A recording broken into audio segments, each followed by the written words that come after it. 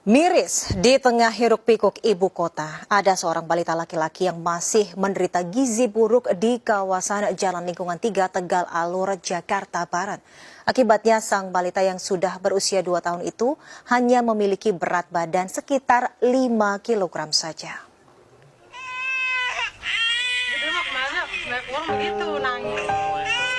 Dava Juniarka, 2 tahun, Saat ini masih marak terjadinya masalah gizi kurang dan gizi buruk di Indonesia.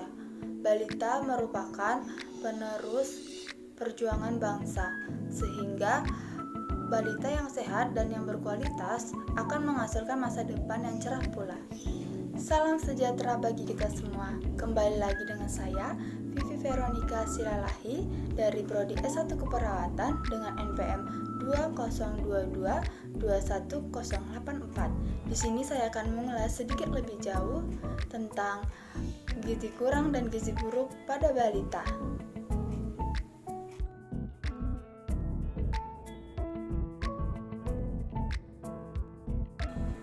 Apa sih gizi kurang dan gizi buruk itu? Yang pertama, gizi kurang adalah suatu kondisi balita yang berat badannya turun drastis. Berat badan balita tidak sesuai dengan usianya dan disertai dengan tubuhnya yang kurus.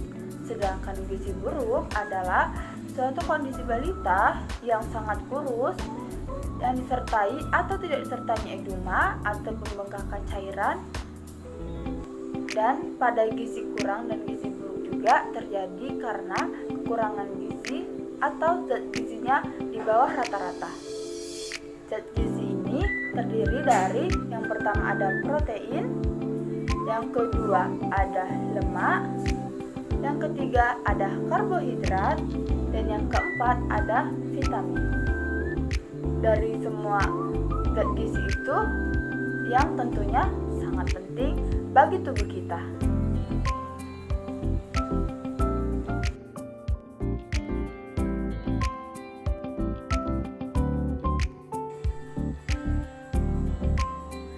Bagaimana prevalensi gizi kurang dan gizi buruk di Indonesia?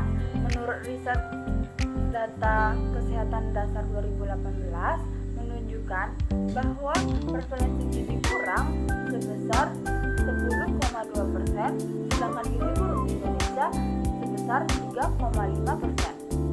Berarti 1:10 dari balita di Indonesia mengalami gizi buruk. Berdasarkan batas masalah masyarakat untuk gizi kurang menurut WHO, prevalensi balita gizi kurang di Indonesia masuk kategori tinggi loh.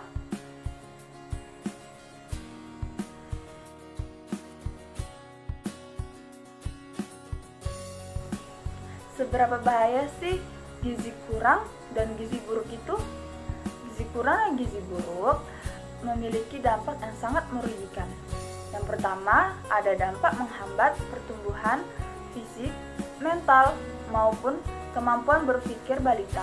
Balita yang mengalami penderitaan gizi buruk maupun gizi kurang dapat mengalami penurunan kecerdasan. Yang kedua, ada rentan terkena penyakit. Anak yang mengalami gizi buruk maupun gizi kurang akan mengalami penurunan daya tahan tubuh mereka, sehingga anak rentan terhadap penyakit infeksi. Yang ketiga adalah dampak yang paling buruk, yaitu pada umur. Yang ketiga adalah dampak yang paling buruk, yaitu kematian pada umur yang sangat kecil.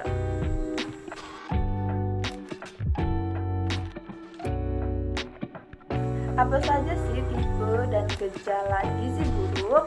Yang pertama ada Maramus, yaitu tipe ini memiliki ciri-ciri kurus, wajahnya tampak tua, kulitnya keriput, perutnya cekung, rewel, sering disertai dengan penyakit infeksi, dan juga diare dengan waktu yang lama.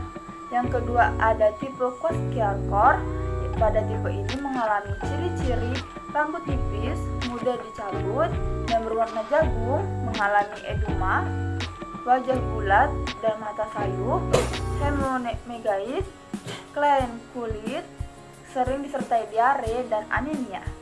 Yang ketiga ada tipe Maramus Kwashiorkor, yaitu tipe ini adalah gabungan dari gejala Maramus dan Kwashiorkor, dan juga pada tipe ini disertai dengan endema tapi tidak mencolok.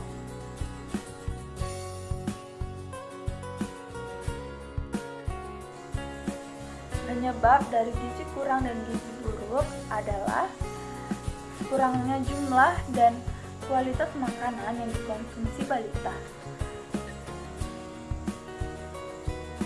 Faktor konsumsi makanan merupakan penyebab langsung kejadian gizi buruk pada balita.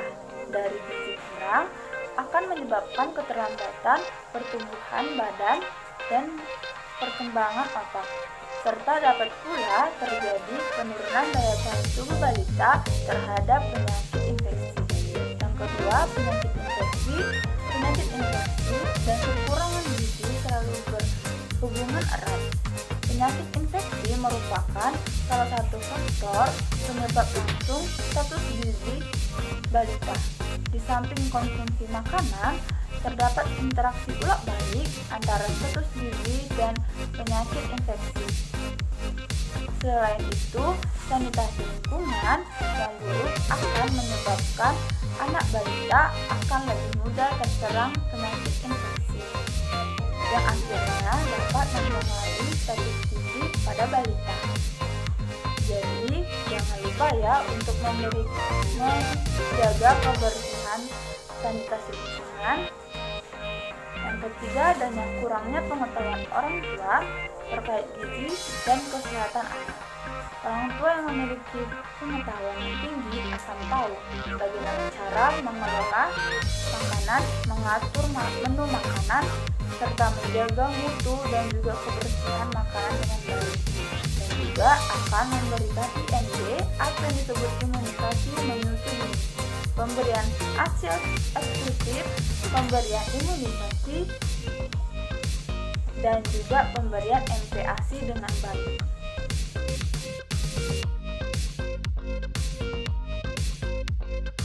Bagaimana pencegahan agar balita tidak terkena gizi kurang dan gizi buruk? Jadi untuk mencegahnya sendiri harus sedini mungkin ya, dengan cara persiapan kesehatan dan juga siklus ibu sebelum masa kehamilan, seperti dengan menerapkan pola makan sehat bergizi dan memenuhi kebutuhan gizi energi kronis. Jangan lupa untuk minum tablet penambah darah dan juga mencegah pernikahan dini dan kehamilan pada remaja. Dan setelah melahirkan diharapkan juga untuk menerapkan imunisasi menyusui dini atau disebut dengan IMD, atau pemberian ASI eksklusif sampai usia 6 bulan, dan dilanjutkan juga pemberian ASI sampai usia 2 tahun, pemberian imunisasi lengkap pada anak, serta sering-sering ke posyandu.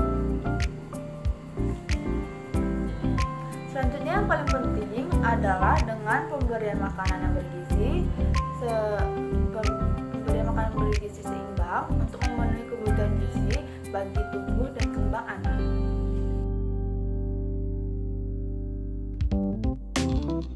Bagaimana porsi makan yang baik dan benar pada anak atau balita? Untuk memenuhi kebutuhan gizi bagi tubuh kembang anak diperlukan juga porsi makanan anak sesuai dengan usianya. Yang pertama, pada anak usia 6-3 bulan, porsi makan merupakan 35% makanan pokok yang berupa nasi, kentang, sagu, singkong, ubi, dan lain sebagainya. 30% protein hewani, yaitu bisa daging ayam, daging sapi, ikan, telur, dan sebagainya.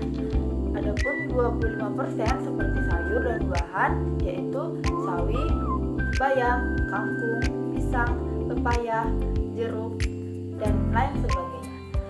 Yang terakhir ada 10% berupa kacang-kacangan yang bisa berupa tempe ataupun tahu.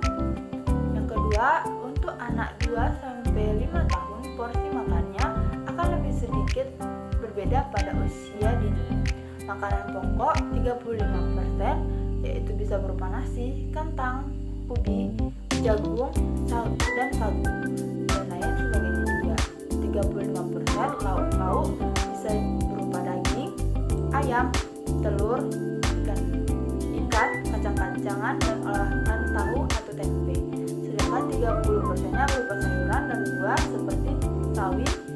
ayam, kangkung, wortel, pisang, pepaya, dan jeruk. Jadi jangan lupa ya untuk memberikan asupan anak sesuai usianya. Beda usia, beda juga gizi dan juga porsinya.